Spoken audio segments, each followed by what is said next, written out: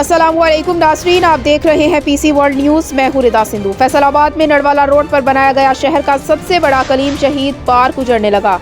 मसनूई झील, बच्चों के झूले और जॉगिंग ट्रैक भी टूट-फूट का शिकार।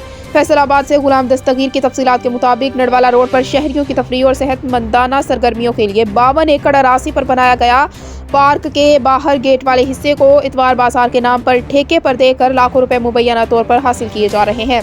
PHA फैसलाबाद का सबसे बड़ा कलीम शहीद पार्क बदहाली का शिकार। पार्क में शहरियों को तफरीह की फराहमी के लिए बनाई गई मसनूई झील, मट्टी की मदद से बनाए गए पहाड़ और बच्चों के झूले खस्ता हाली के बायस इंतजामी गफलत की अक्कासी कर रहे हैं, जबकि जॉगिंग ट्रैक और पार्क की बैरूनी दीवारें भी तबाह हो चुकी हैं।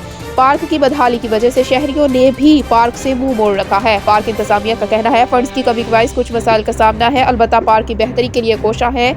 शहरियों का कहना है PHA हुकाम की मामूली तवज्जो और माली मुआवनत से पार्क की खोई हुई खूबसूरती दोबारा बहाल हो सकती है।